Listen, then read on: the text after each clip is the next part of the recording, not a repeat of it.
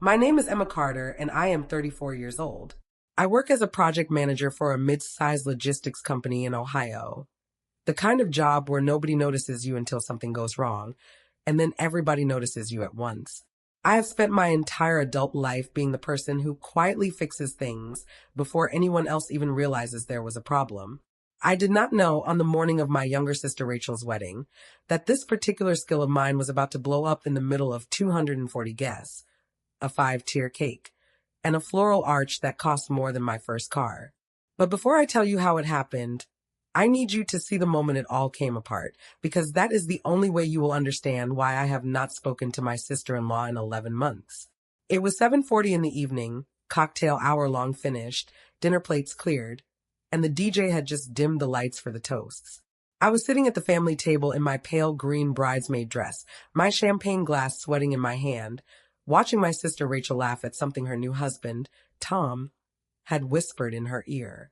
Everything smelled like white peonies and garden roses, because the floral arrangements at that wedding were, without exaggeration, the most beautiful thing I had ever seen assembled in a rented barn in rural Ohio. Cascading arches over the head table, low centerpieces in blush and ivory, a flower wall behind the sweetheart table that guests had been taking photos with all night. And every single stem of it, every ribbon, every candle in every mercury glass votive had been paid for by me, quietly, in full. 6 weeks earlier, in a single wire transfer of $11,400 to a small local business called Windmere Blooms, owned and operated by a woman named Carol and Denny. Nobody at that wedding knew that.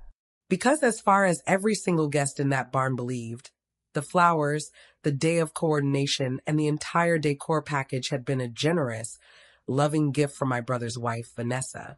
That night, Carol Denny walked up to the small stage where the DJ had set up a wireless microphone stand for toasts, and she asked, very sweetly, if she could say a few words before the best man spoke. Nobody thought anything of it. Florists sometimes like to see their work appreciated.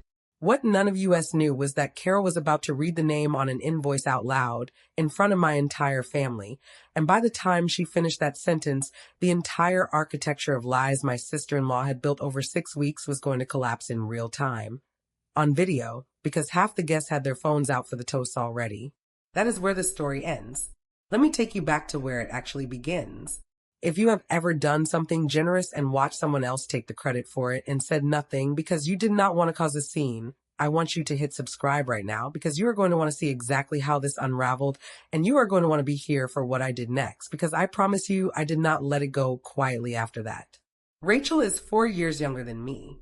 We grew up in Dayton, Ohio, in a small brick house on Wexford Avenue, raised by our mother, Linda, who worked double shifts as a dental hygienist after our father left when Rachel was 11 and I was 15.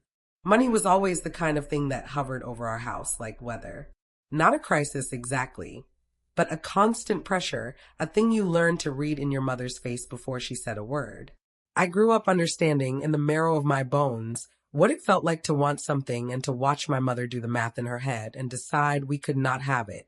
So when I got older and built a stable career, when I paid off my student loans by 28 and bought a modest 3-bedroom house in Beaver Creek by 31, I made myself a private promise. I was never going to let my mother or my sister feel that particular kind of scarcity again if I had anything to do about it. I never announced this promise to anyone.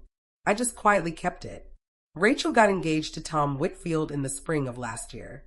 Tom is a good man, an electrician by trade, steady and kind, the kind of guy who shows up early and never raises his voice. I liked him from the moment I met him, mostly because of the way he looked at my sister, like she was the answer to a question he had been asking his whole life.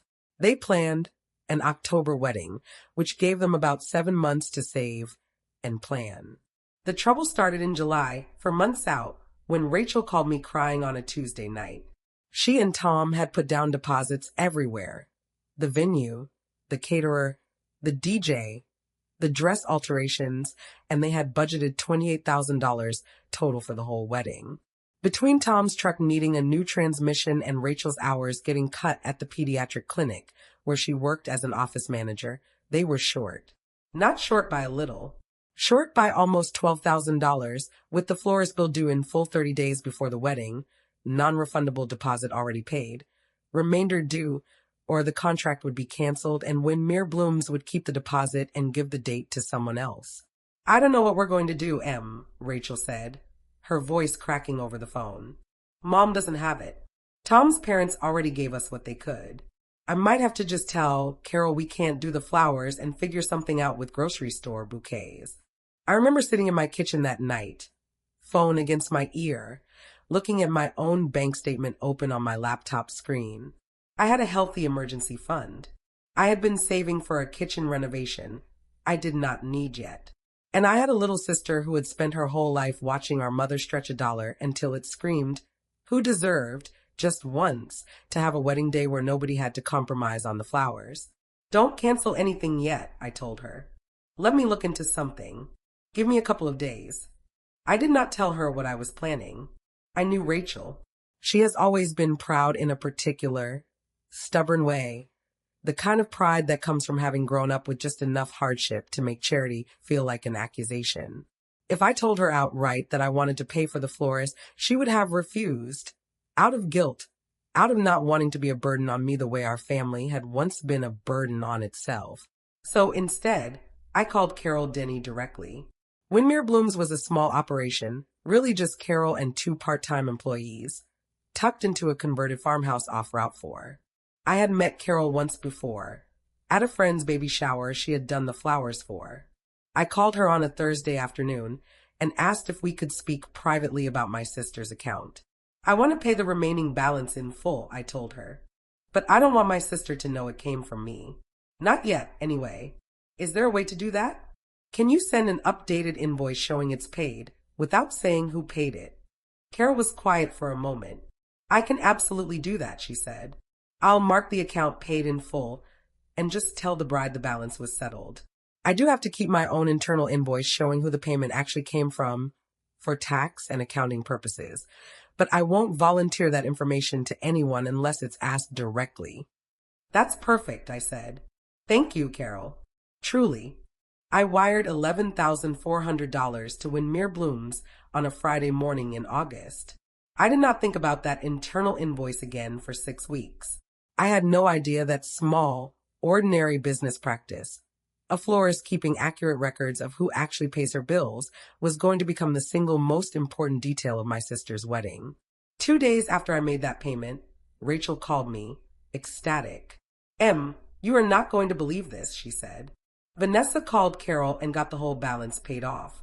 She said it's a wedding gift from her and Mark. Can you believe that? I cried on the phone with her. I sat very still for a moment, phone pressed to my ear, feeling something strange and sour settle into my stomach. Vanessa is my older brother Mark's wife. Mark is 2 years older than me, and he and Vanessa live about 40 minutes away in a much larger house than mine, the kind of house with a circular driveway and a professionally landscaped yard that Vanessa posts on social media constantly. Vanessa has always had a complicated relationship with money and image, one where the appearance of generosity mattered to her at least as much as generosity itself, sometimes more. That's so generous of them, I said carefully, because what else could I say? I had not told Rachel it was me. I had specifically asked Carol not to reveal it. So in that moment, the lie was not technically Vanessa's fault.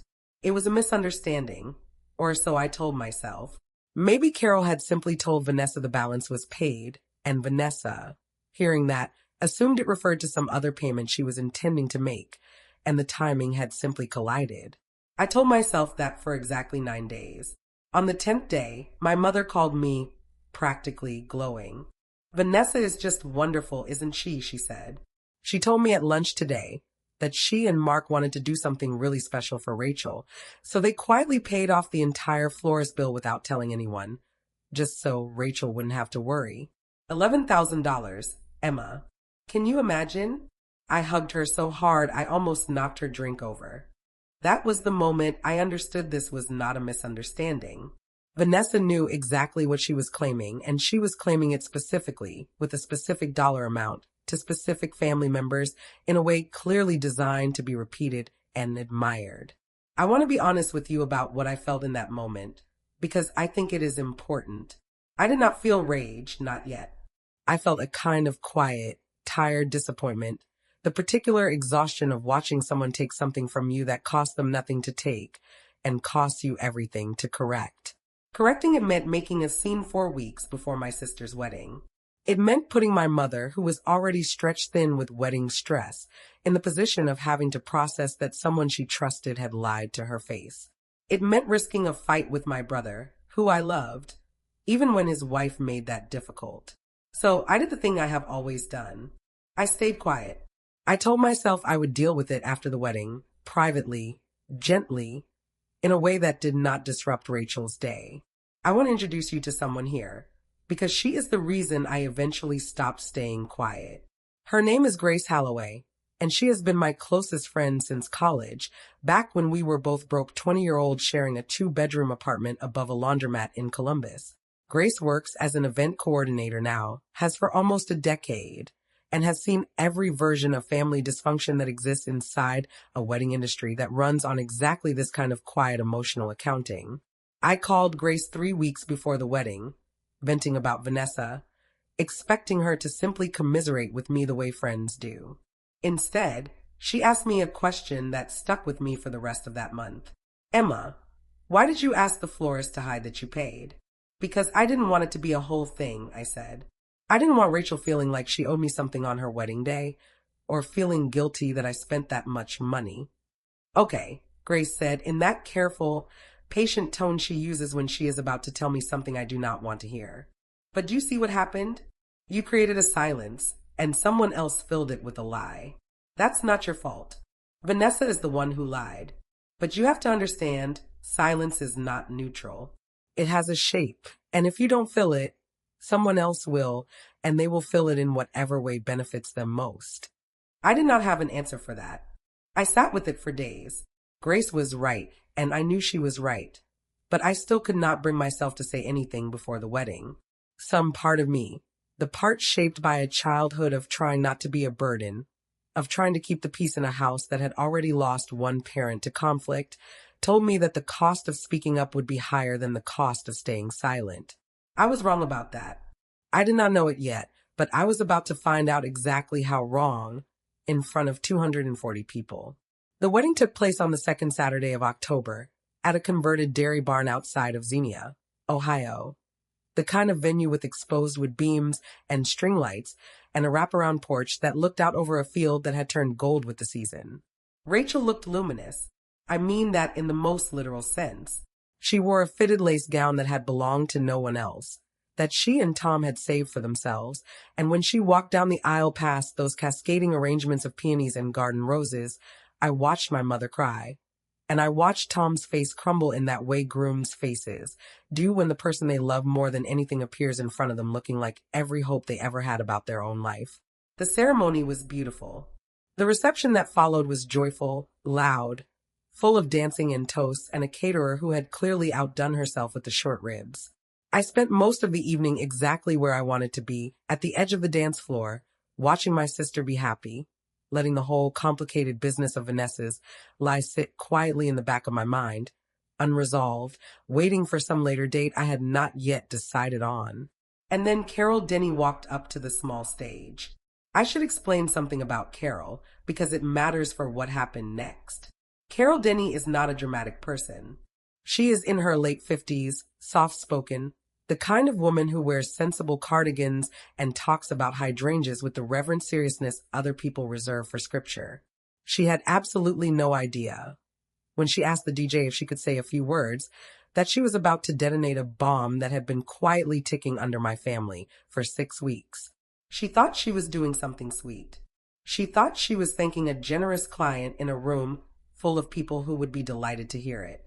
She tapped the microphone gently, smiled out at the room, and said, I hope you'll forgive me interrupting. I know the toasts are about to start, but I run Windmere Blooms, and I did the florals for tonight, and I just wanted to say publicly what an honor it was to work on this wedding. The room applauded warmly. Rachel, glowing, blew Carol a kiss from the head table. I also wanted to do something I don't normally do, Carol continued. And here is where I felt my stomach drop, because I somehow already knew in the half second before she said it exactly what was coming. In 15 years of running my little shop, I have never once had a guest at a wedding pay the entire remaining balance in secret, without wanting a single bit of credit for it. That kind of generosity is rare, and I think it deserves to be recognized tonight, even if the person who did it never intended for anyone to know. The room had gone very quiet. I remember looking across the table at Vanessa, who had gone slightly pale, her wine glass frozen halfway to her lips. So I just want to say in front of everyone here, Carol said, smiling warmly out at the crowd, entirely unaware of what she was about to unleash. Thank you to Emma Carter for paying the full florist invoice for Rachel and Tom's wedding. It was $11,400, and it was paid quietly in one payment 6 weeks ago, no strings attached. Rachel, Tom, I hope you have the most beautiful life together. And Emma, wherever you're sitting tonight, thank you for trusting me with something that clearly mattered so much to you. I have never in my life experienced 240 people turning to look at me at the exact same moment. It felt like the air pressure in the room changed. My mother's mouth fell open. Rachel's hands flew to her face. And Vanessa, sitting 3 seats down from me at the family table, went the color of the tablecloth. For a moment, nobody said anything at all. Then my mother, in a voice loud enough that half the room heard it, said, "Wait, I don't understand. Vanessa told me she and Mark paid that." And just like that, the silence I had let sit for 6 weeks broke open in the worst possible way. In the middle of my sister's reception, in front of every aunt, uncle, cousin, co-worker, and family friend who had gathered to celebrate Rachel and Tom. I want to tell you honestly, my first instinct was not triumph. It was a wave of embarrassment, so intense I genuinely considered walking straight out the barn doors and driving home. I had spent 6 weeks specifically trying to avoid exactly this scenario.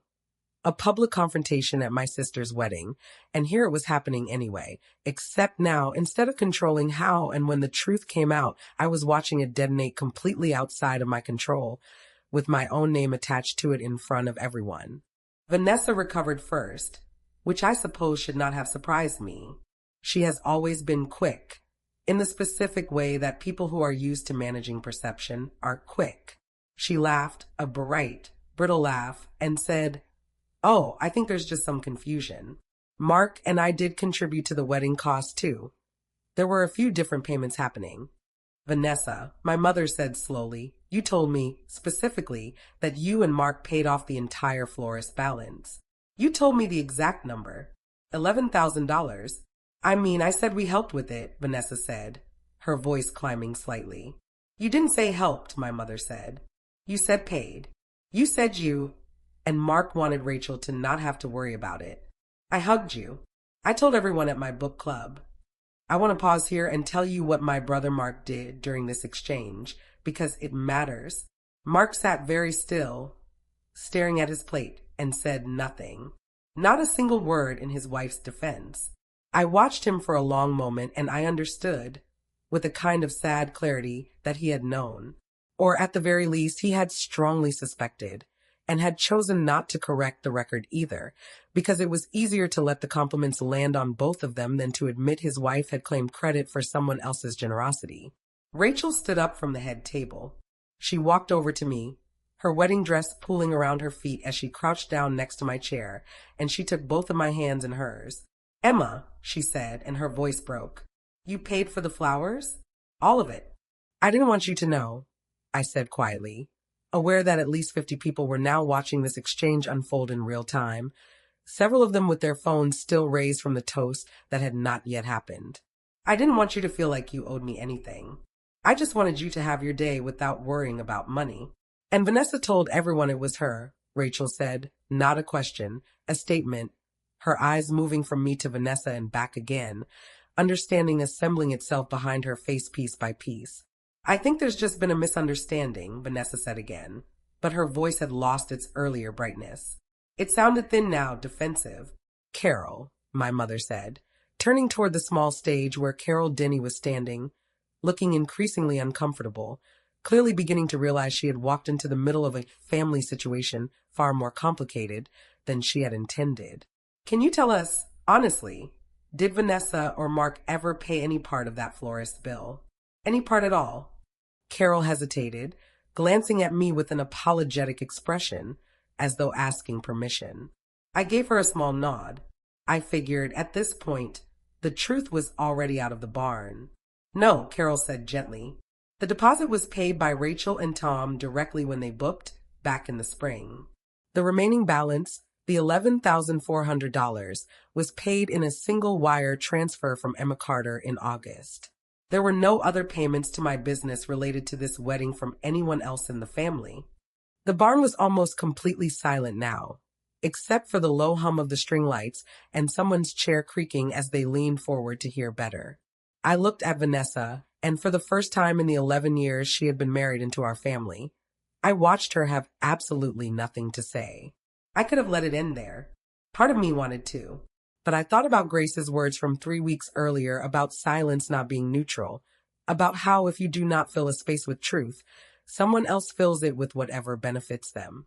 I had been silent for 6 weeks, and it had cost me exactly nothing except the truth, which had now cost my sister and my mother 6 weeks of believing a lie about someone who had never actually given them anything. I didn't do this so it would come out like this, I said, standing up so I could speak to the table, and by extension to the room, which was clearly listening whether I wanted them to or not. I did it because Rachel deserved a wedding where she didn't have to compromise on anything, and I was in a position to help. I never wanted credit. I still don't really. What I do want is for everyone here to understand that Vanessa took something that wasn't hers to take, and she took it specifically with a dollar amount, to my mother, to Rachel, to probably a dozen other people over the past 6 weeks. That's not a misunderstanding. That's a choice. Emma, please, Vanessa said, her voice dropping, clearly aware that the entire room's opinion of her was shifting in real time. Can we not do this here? You did this here, I said, and I said it calmly because I had spent so many years being calm that even in this moment, my body did not know how to be anything else. You told this story here, at rehearsal dinner, and again tonight before the toast even started, to at least 6 people I know of personally. I'm not the one making a scene. I'm just the one who stopped letting the lie stand. My mother, I noticed, had gone very quiet, her eyes moving between Vanessa and me with an expression I had rarely seen on her face, a kind of slow, dawning grief, not for the money, I don't think, but for having been so easily fooled by someone she had trusted for over a decade. Tom, to his enormous credit, stood up at this point and gently put his arm around Rachel, who was crying now, not the happy tears of earlier in the evening, but something rawer. I think, Tom said quietly but firmly, in the steady electrician's voice he used when something needed fixing, we should let Carol get back to her evening, and maybe we table the rest of this conversation until tomorrow. Tonight is about Rachel. I don't want this to be the thing we all remember about our wedding day. It was, honestly, the wisest thing anyone said all night, and I felt a surge of gratitude toward my new brother-in-law that I have carried with me ever since. Carol, clearly relieved to have an exit, thanked everyone again, wished the couple well, and stepped down from the stage. The DJ, sensing the room needed a reset, played something upbeat and slowly, in the awkward way that groups of people do, the reception began to move again, conversation returning in scattered pockets, though the temperature of the room had noticeably changed.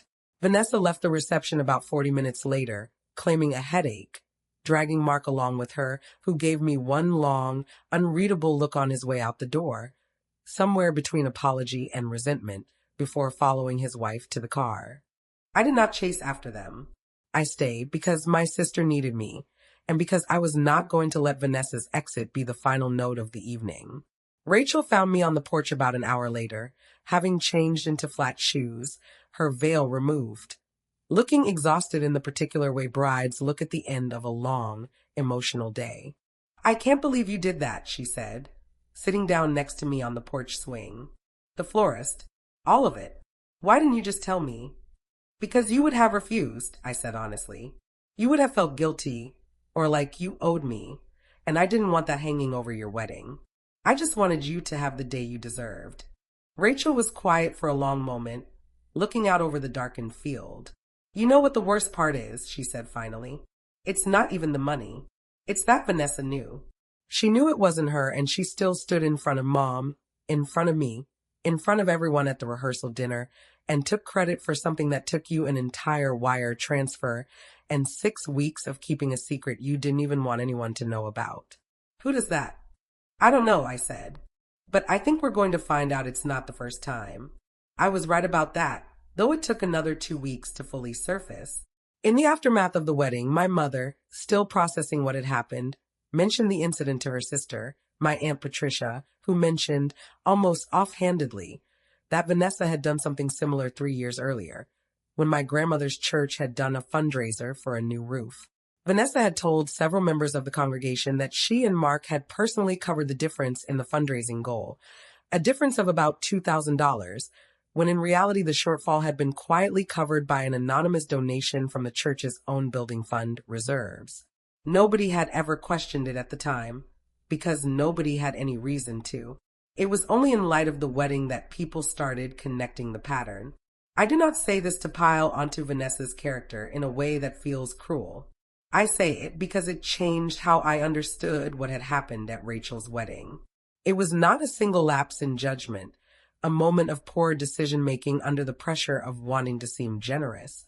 It was a pattern, one Vanessa had apparently been running for years, taking credit publicly for generosity that was not hers, presumably because it cost her nothing and gained her a great deal, in a family that valued the appearance of caring almost as much as caring itself.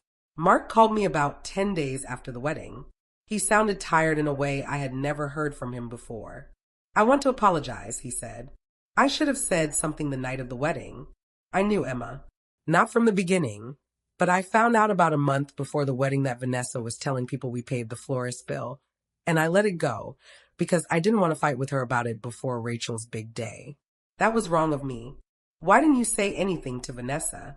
Tell her to stop? I did, actually, Mark said. I told her she needed to correct it before things got out of hand. She told me she would handle it after the wedding, quietly, so it wouldn't cause drama. I believed her. I shouldn't have. I appreciated Mark's honesty, even if it came later than I would have liked. I told him so. What I did not tell him, at least not in that conversation, was that I thought the deeper problem was not Vanessa's individual choices, but the fact that our entire family had built a culture where confronting uncomfortable truths directly was treated as a worse offense than the lies themselves. I had learned that lesson from my mother's marriage, watching how she avoided conflict with my father right up until the day he left anyway. Conflict or no conflict. I had learned it again, apparently, in how I handled my own generosity toward Rachel, hiding it so thoroughly that it left room for someone else to claim it. I want to tell you what happened over the following months, because I think the ending of this story matters as much as the dramatic middle of it. I did not cut Vanessa out of my life entirely, not right away. I offered her something I called, in my own head, a conditional path back. About 3 weeks after the wedding, I asked to meet her for coffee, just the two of us, at a small cafe near her house.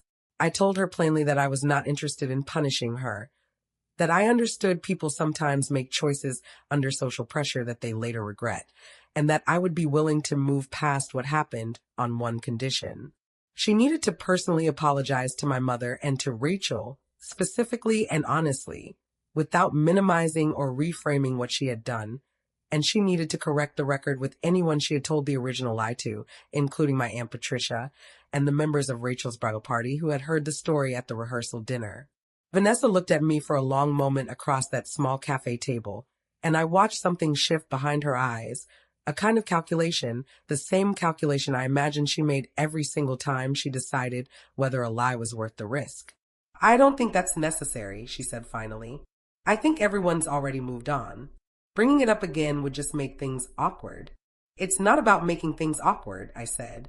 It's about you telling the truth to the people you lied to. That's the bare minimum, Vanessa. I'm not asking you to grovel. I'm asking you to be honest once without an audience, without trying to manage how it looks. She did not do it. Not that week, not that month, not in the 11 months since. As far as I know, she has never directly apologized to my mother or to Rachel for the florist lie. Though my mother, to her credit, stopped repeating the story to her book club the moment she learned the truth, and has quietly kept a certain distance from Vanessa ever since. Polite at family gatherings, but noticeably less warm.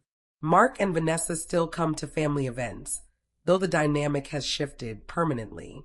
Rachel, in particular, has never fully returned to the closeness she once had with her sister-in-law. She told me once, about 6 months after the wedding, that the thing she could not get past was not that Vanessa had lied, but that Vanessa had never once, in all the months since, simply said the words, "I'm sorry. I shouldn't have taken credit for what Emma did."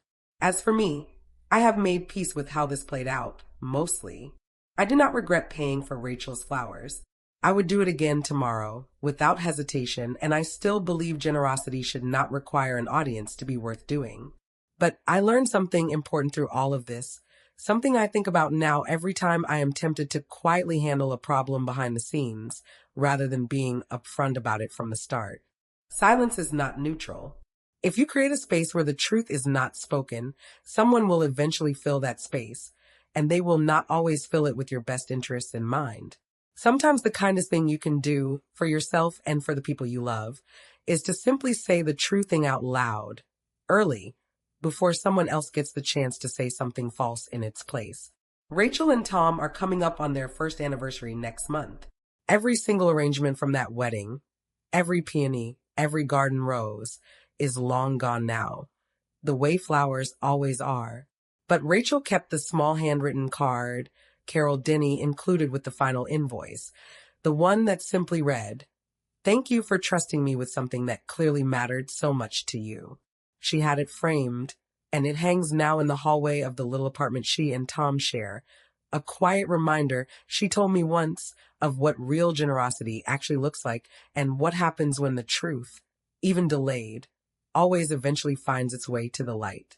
If this story meant something to you, if you have ever quietly given something and watched someone else claim the credit, I want you to know it is never too late to speak the truth, even if it feels uncomfortable, even if it disrupts a room full of people who would rather things stay pleasant. The truth is worth more than the temporary comfort of staying quiet.